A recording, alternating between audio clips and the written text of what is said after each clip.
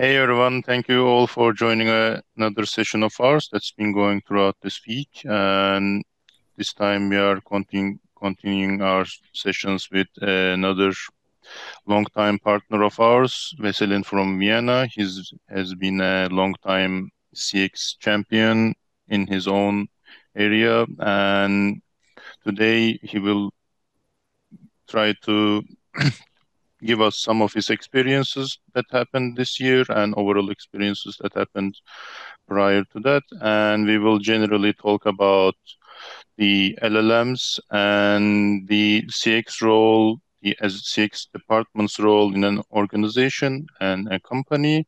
And we will delve into these areas, dive into these areas to elaborate and hopefully help you with your own train of thoughts and own company's procedures. Hi, Veselin, welcome.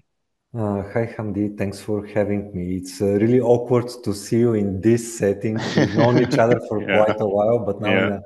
in a webcast setting, it feels a bit awkward. Yeah, But we are not thank doing you. an integration for the first time.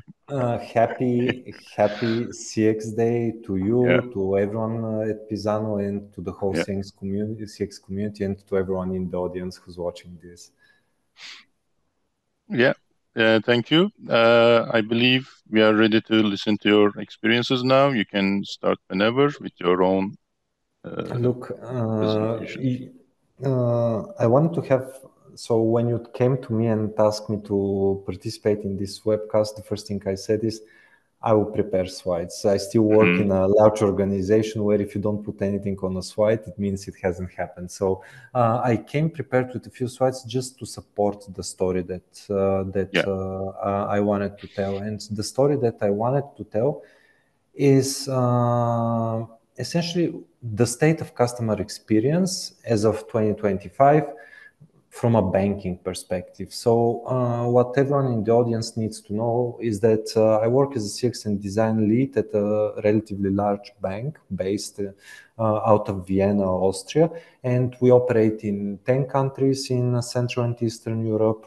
We have 11 million customers, and I describe myself as a CX veteran. So I joined the bank 6 years ago. Before that, I spent the good part of a decade working for a consultancy with a very strong focus on customer experience. So I like to consider myself someone with at least 15 years of experience in the area of customer centricity. Today I wanted to speak about the state in 2025, but I also wanted to mention how we got here before we speak about the present and the future. And I think the first thing that I wanted to mention is this large transition of customer centricity or customer experience team from a peripheral role to a central organizational role. If you look at customer experience 10 years ago, what most of the teams were doing at the time was primarily collecting feedback, analyzing this feedback in order to identify pain points, measuring and reporting certain KPIs, setting objectives, numerical objectives for everyone in the organization. And that's all fine. And to a large extent, it's still happening. Now, with the benefit of retrospective, I describe this as customer experience team having a peripheral role in the organization. Why? Because I lived through it and I experienced what it means to report pain points, collect feedback, but then to see that nothing in the organization actually changes. And there is this huge mismatch between what you expect would happen once you show everyone the pain points and then seeing the pain points perpetuate and appear again and again and again and not being actually solved. And the key question is, why we're not being solved? Well, every organization has a different reason for not solving pain points. Lack of resources, lack of attention span, lack of money, focus on somewhere else. The fact is that if you are not able to influence the organization, then you serve a peripheral role. Nowadays, I see a lot of customer-centric organizations, and customer centricity or customer experience team play more and more organizational role. Now, what I mean by an organizational role is actually that CX teams are involved in the design of products and services. A peripheral role is intrinsically a reactive role. So you can only capture the pain points and the poor customer experience after it has happened. If you as a team with your people, if you're involved in the design of products and services, then you actually serve a proactive role. You can avoid pain points before they actually take place. And so sorry about this. You can probably capture Teams messages that are being sent my way. Apologies for that. Everyone's trying to get your experience.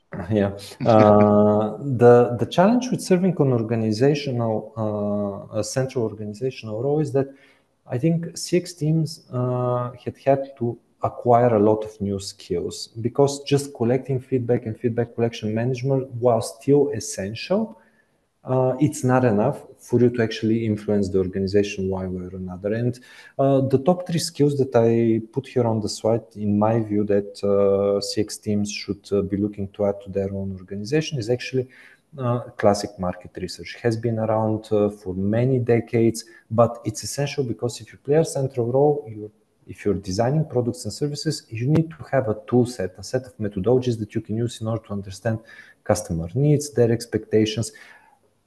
At some point during the creation of a new product or a new service, you will have to validate using a relatively high fidelity prototype that what you are designing, what you are creating actually has a product market fit. This means that yes, what you've ideated address certain customer needs and expectations. And last but not least, you need to be able to test prototypes. So all of this falls under the bucket research. And then it was, from my experience, you cannot play a central role without having some sort of a steady design process that embeds the customer into the product before it's launched on the market, not running afterwards in order to fix pain points that have been unfortunately created and launched on the market. And the discipline that I chose to highlight here is service design. And the job of service designers in large organizations, including the one that I work, is actually to safeguard this design process, to ensure that the organizations don't skip any necessary steps, any customer validation, any research,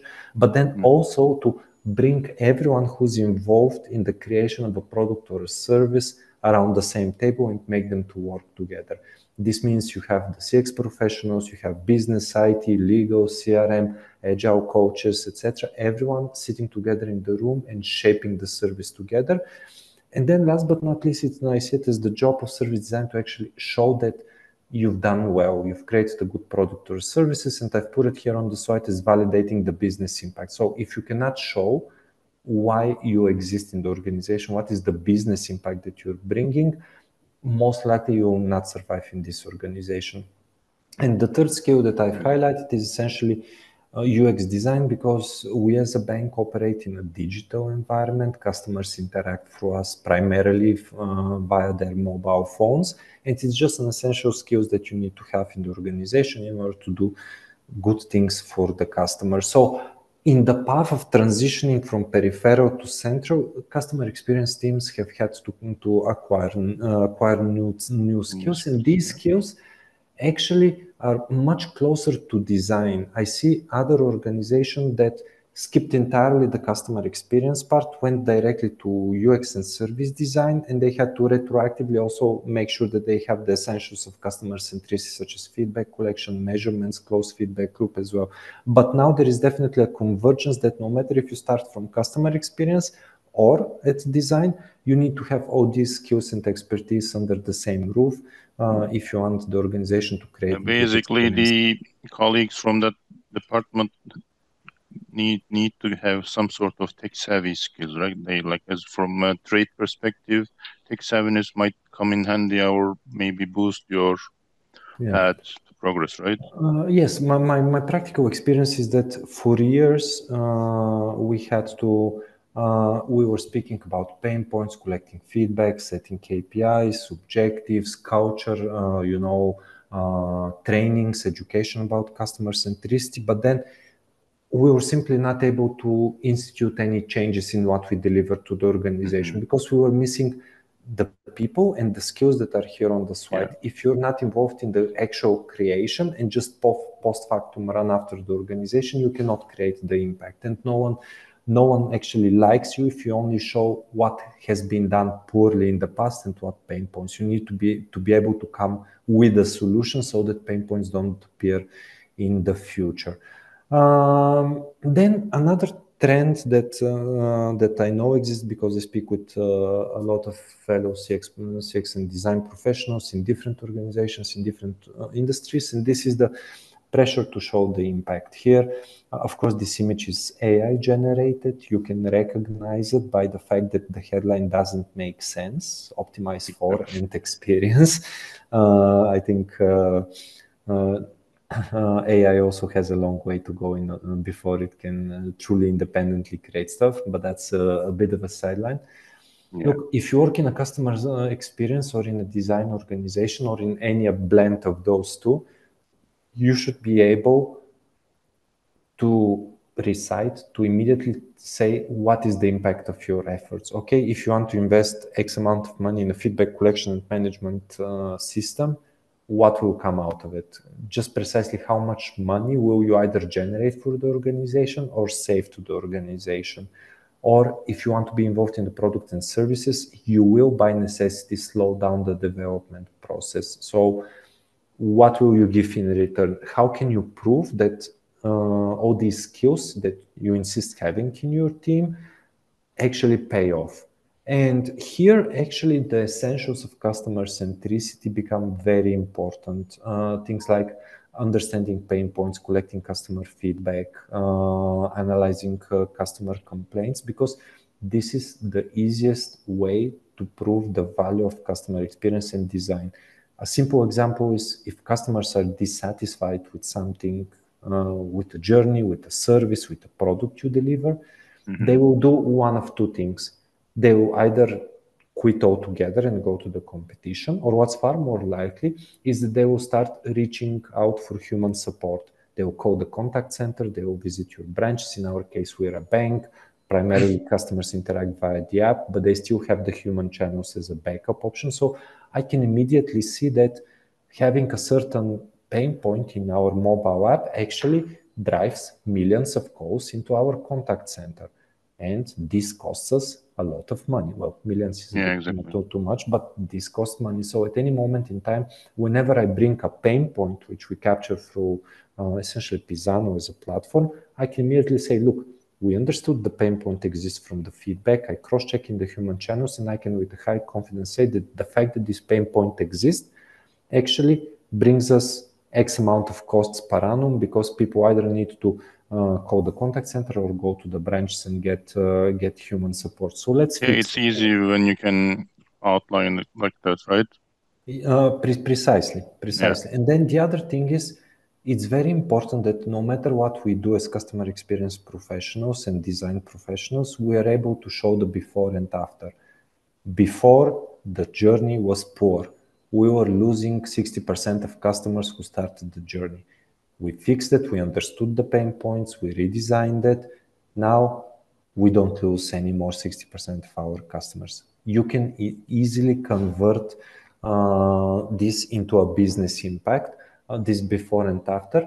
And this actually is something that started happening 5 or 6 years ago. If we go further back in time, people used to think about the customer experience impact with very vague correlations to market cap, to sales, to market share. But it was very difficult to prove that this impact was actually due to customer experience and design, especially if you look at these high-level KPIs. Nowadays, I look more and more organization looking for and finding the business impact there where it's actually happened. We as CX professionals should be able to say in a very undisputable way, we did ABC, we can clearly see the pain point doesn't exist, we don't lose customers, or we're able to acquire a lot of more customers, and this brings X amount of money. And then no one can challenge you with questions, why do you exist? Why do we have to care about customer centricity? And this correlation with market cap or sales or market share, is it actually causal, or is there actually some simple correlation without causality. I wanted to bring this slide because I truly believe in that, and this is that the essentials still matter. Without a very robust program for measuring customer experience, capturing feedback, systematically collecting feedback, setting KPI, having a closed feedback loop program, and then also on top of that, having the advocacy and trainings on top, you will simply not cut it. It will be like trying to compete in the Champions League, but you don't have defense or you don't have a goalkeeper. Everything that I mentioned that about designing new products and services, UX design, service design, you simply can't do this without a very good understanding of what pain points you currently have, what pain points your customers currently have. And of course, you will not be able to make people care about customer centricity if you're not able to set specific KPIs, which of course come from these CX measurements. So pain points and feedback remains at the root of everything that customer experience and design teams do. Even though I already showed this slide about a lot of additional skills that we all have to have in our toolbox nowadays.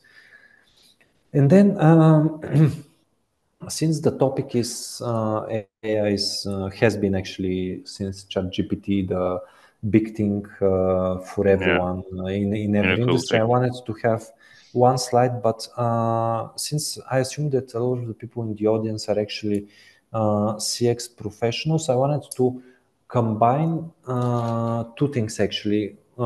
Just a few insights from a customer perspective, especially if someone is working in the professional services area, and some insights that are specifically tailored for CX professionals. And I'll start with, since it's CX Day or we're celebrating CX Day, I wanted to actually start with the customer perspective, which is customers. And these things that we know, we've been researching the topic heavily. And this that we know, AI is by and large seen as a superpower by the average customer. This, however, comes with an expectations. In many cases, these expectations are quite unrealistic, especially if you're some sort of a business that is trying to implement some sort of AI into a product or a service or a digital channel. So we should all be mindful of that. Then the second thing is that these expectations, what customers expect usually from AI, especially delivered to them by companies, is that these expectations vary depending on the mindset. Here, I know that people historically have spoken about personas, about customer segments. We clearly see that even the same customer can have different expectations towards AI depending on the mindset. In our example, we are a bank, right? The primary channel of interaction is actually the mobile banking app. And then if the customer is under pressure and wants to complete an operation, he or she would expect from the AI the shortest possible track to getting a job done. If a customer, for instance, make a payment or block a transaction or freeze my credit card because I lost it, here the AI should be very tight, efficient, not very verbal, and just get it done.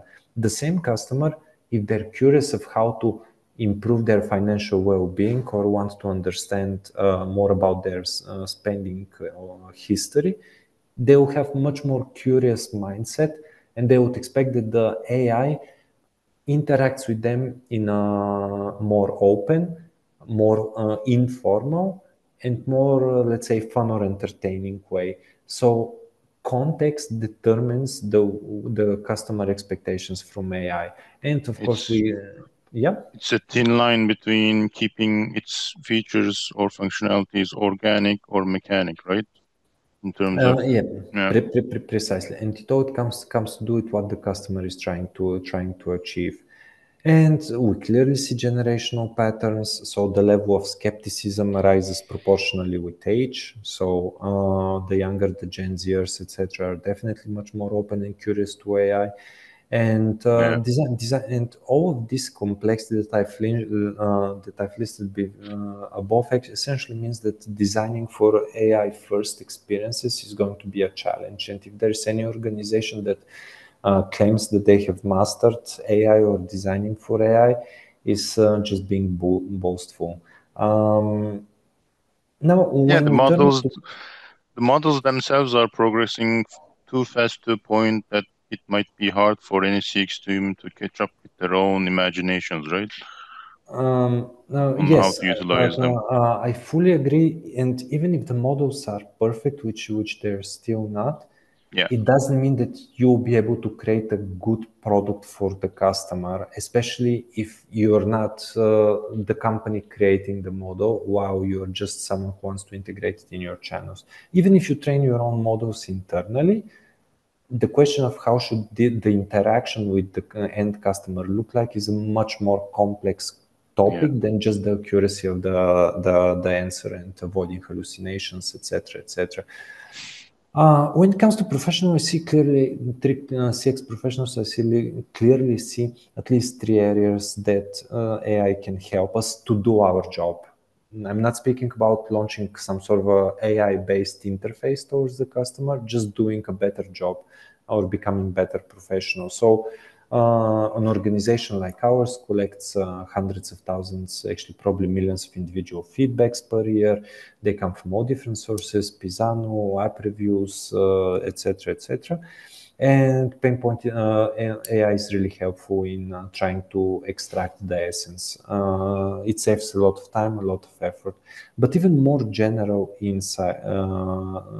insight synthesis. We also do quite a lot of market research with external agencies, research that we do internally with our in-house researchers, even research that we do via Pisano.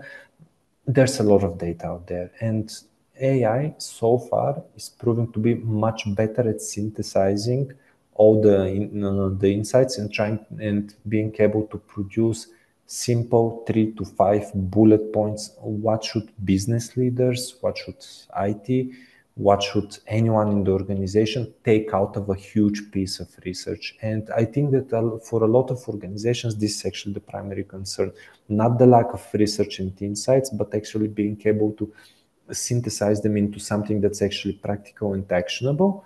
And then last but not least, specifically in the area of UX design, the dedicated platforms are already implementing AI, and all of this should make prototyping faster and easier. But the main point here is that prototyping, iterating in the prototype on top of prototypes is part of a design process. So we as CX professionals should first and foremost make sure that this process, this stable design process exists. And then yes, AI can help us in specific areas of design. I've given one example as prototyping. Now, this is actually what I wanted to share as my main thoughts about thank you, Veselin. what we see major trends. The expansion of responsibility of customer experience professionals, this blending between customer experience and design, the acquiring of new skills, AI, and the need to be able to show the business impact, because the fact of the matter is that not every CEO believes in customer centricity, and we should be able to prove the business impact of customer centricity. And AI is the shiny new thing. Everyone's occupied with it. Yeah, Hope it's occupied with us in the same yeah, way. yeah. Thank you. That's been helpful, hopefully, for the audience. And I, of course, have some follow-up questions that might shed some further light into these topics. I'll go linear with your presentation, and the first one is that if you had 60 seconds to advise to a C-level executive to kickstart a CX centralization in his or her own company that has nothing to do with technology or customers, what would you advise so that the cultural shifts of CX from a peripheral role transitions to a centralized role? Look, you ask, actually within your questions, there are one questions. Why? First is one should, how do you convince a CEO to champion, to sponsor, to Yeah, support any sort of customer centricity program or design organization, etc. And then on the second question is, you actually mentioned specifically centralized one, and both are quite interesting questions. So on the first, it's very industry dependent. Some industries are more naturally attuned to customer centricity, all flavors of customer centricity, and I've seen CEOs support customer centricity simply because they believe in that, and then you don't need to convince anyone or anything. Now, if you're not lucky to operate in such an organization, probably the shortest path is showing the business impact. Start small, do something small, start small, do something good, show that this something small but good brought a business impact, solve a pain point, design a new journey, improve a screen, etc. And then out of this say, hey, imagine if we could do this on scale. Imagine the business impact Yeah. that we will accumulate, either reduce costs or boost in revenues, top line or bottom line. Yeah, it all comes down to profits. Most Yeah. CEOs will respond to financial arguments before they respond to customer centricity arguments. Of course, there are exceptions. On the second question about centralizing or decentralizing, it's really case by case specific. So I work in a large organization. We operate in 10 countries. So there are like 10 banks Hmm. that I'm responsible for, that I interact with. Nominally, I am not the head or the boss of any of the people operating in customer experience and design teams in these organizations, but that doesn't mean that you don't have influence. The key point is that you should have a clear strategy how you want to introduce and grow customer centricity into the organization, and design the model of operation afterwards. First decide where you're gonna go, then decide the level of centralization. You can operate fully decentrally, where some sort of a head office team is like a center of expertise. You can do fully centrally, where all the skills and expertise are around you. You can work with guilds, you can work with tribes. There are very different models, and especially keep in mind that design, especially in a digital environment, should be somewhere very close to development and to agile teams. So the question of centralization is actually much more complex and case specific. Okay, thank you. And as a follow-up to this question, as like you're suggesting that CX design, service design, or product design becomes integrated into the company's culture, but there is the IT aspect of this. Like, in order to not make yourself seen as an extra step for the IT's predictability preference, stability preference, or scalability preference, since this service design somewhat requires or rather actually requires an iterative design process. How do you manage your internal IT teams that you're not an extra step, but you're transcending what you're doing internally? Yeah, very good question. Look, I don't wanna point to victims and who's the victim and who's the Yeah, evildoer, etc. Actually, everyone is suffering from organizational impatience. This means that product or a service or a journey needs to go live. It's always tomorrow. It's always by the end of yeah. the month. Yesterday. It's always stress. So I think here customer experience professionals, designers, and developers are probably suffering from the same thing. And probably whatever will help us is the same thing that will help them also bargain for more resources, more time. And this is start small, work in iteration, launch something smaller than you want, smaller than the full scope, show that it brings the impact, and then bargain for more time. Work in truly agile way, not nominally agile. You just follow the rituals, but you actually work in small iterations with fast releases, and then you much faster gather the arguments why good design takes time. Bad design costs you a lot of time. Yeah, No design, nice. this destroys experience, and then you spend much more time, effort, and energy to fix something that was poorly designed and developed than if you take this time up front. But it's a valid question, and I'm sure that a lot of colleagues are suffering from time constraints, pressure, or this general organizational impatience. Yeah. Okay, thank you. And finally, as a closing question, let's not skip this one without mentioning LLMs or AIs first. So imagine we are in a big company, and obviously we would have different departments, and nothing would stop at that department from using their own LLM for their own purposes. And you, as a service designer, how would you go about preventing or the fragmentation of your service design just because some other department decided to use the AI with their own initiative? Hamdi, you're killing me with this. With this. I knew that there would be questions about AI. I Yeah, was not. obviously it's the That's hot why I topic. included. That's why I included as well about Yeah, it. I was not expecting competing applications of AI in the organization and their effect on yeah. Well, some will on eventually suffer the from it. design process. Look, I will answer. You could probably do a dissertation on this topic.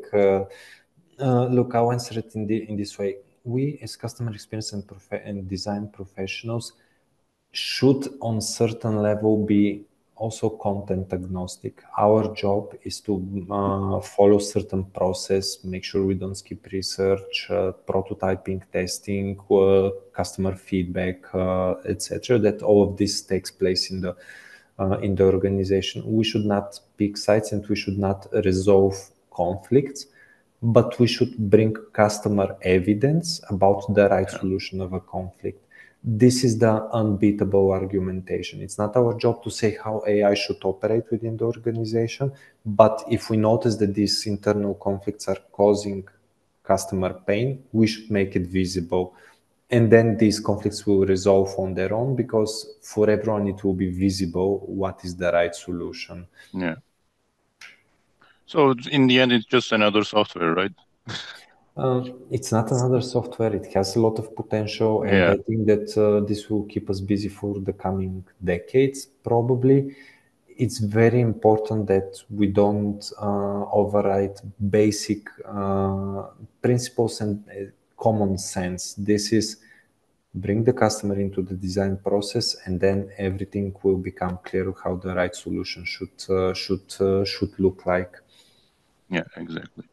Thank you. This should help us close the session. And don't forget, we have one more session left. That's will happen after this, towards mid-afternoon. Ersin and Yasemin will be there to help you dive into other topics. Thank you, Veselin, for your valuable insights and guidance. Hope everyone from the audience will benefit from it, and eventually, as a customer, ourselves will benefit from it, since the event you and me are also customers from for other companies and products. Thank you. Yeah. Thank you for the invitation to Yeah, everyone in the audience. You can easily find me on LinkedIn. Enjoy the day and enjoy customer centricity. yeah. Thank you. Nice day. Bye Ciao. bye.